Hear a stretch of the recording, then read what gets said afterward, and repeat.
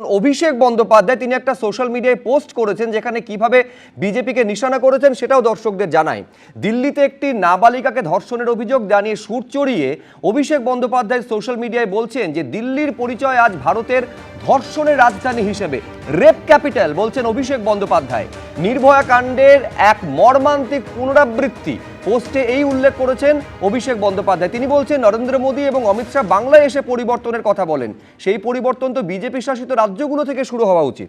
শ্রমিকদা, দেখুন, আমার মনে হয় না আজকে এ ধরনের বিবৃতির কোনো প্রতিক্রিয়া দেওয়ার প্রয়োজন আছে। এর প্রতিক্রিয়া যদি কেউ দিতে পারে, দেবে এই মুহূর্তে পশ্চিমবঙ্গের মানুষ। এর প্রতিক্রিয়া দিতে পারে অভয়ার পিতামাতা, এর প্রতিক্রিয়া দিতে পারে গোকসাডাঙ্গার মানুষ, গয়েশপুরের মানুষ। সুতরাং এই নিয়ে কোনো মন্তব্য করবার কোনো ইচ্ছা, কোনো প্রবৃত্তি আমার নেই।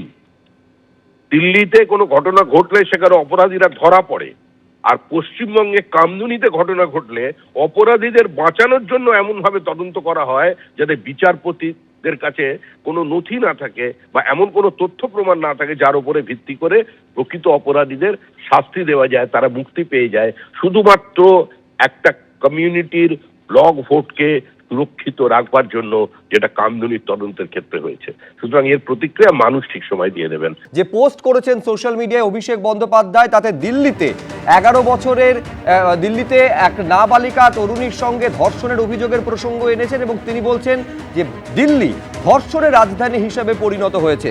ফোনে আমরা তৃণমূল মুখপাত্র অরূপ চক্রবর্তীর সঙ্গে যোগাযোগ করেছি। অরূপদা, কি বলবেন? কিছুক্ষণ আগে শ্রমিক ভট্টাচার্যের সঙ্গে এই নিয়ে কথা বলছিলাম, তিনি পাল্টা আবার মনে করিয়ে দিয়েছেন কামদুনির কথা। তিনি বলছেন অভয়াকাণ্ডের কথা কি ভুলে গিয়েছেন অভিষেক বন্দ্যোপাধ্যায়? জবাব যদি কিছু দিতে হয় এই রাজ্যের মানুষই দেবেন। না, মানে দিল্লিতে যদি ধর্ষণ হয় সেটাকে ধর্ষণ বলা যাবে না। সেটা কি বিশুদ্ধ সিদ্ধান্ত পঞ্জিকা মতে ধর্ষণ হবে? আমি জানতে চাইছি।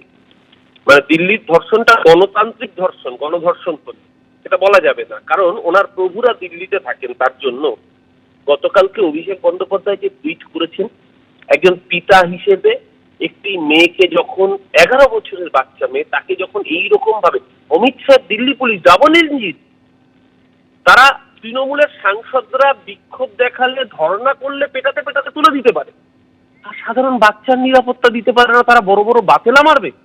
শ্রমিকবাবু এখানে ত্রিগোণমিত্রী শেখানোর কথা বললেন, জ্যামিতি শেখানোর কথা বললেন।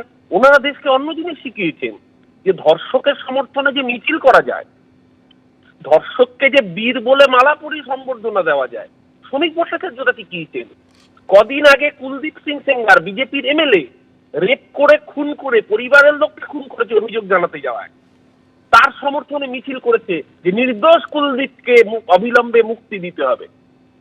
ধর্ষক আসারাম বাপু, রাম রহিম, তার সমর্থনে বিজেপি মিছিল বের করে।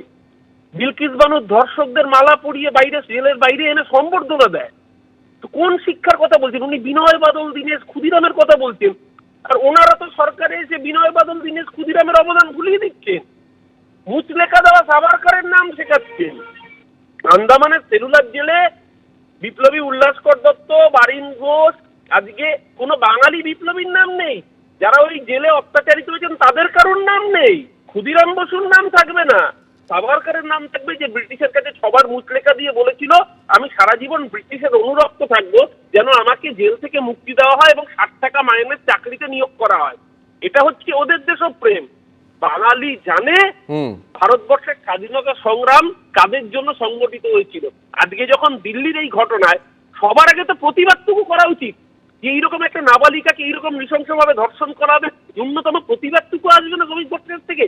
আসলে প্রতিবাদ করলে তো প্রভুরা ক্ষুণ্ণ হবেন, প্রতিবাদ করলে তো রাজ্য সভাপতি পদটা চলে যেতে পারে। তার জন্য মুখে চুপ টিকলু কাটতে হয়।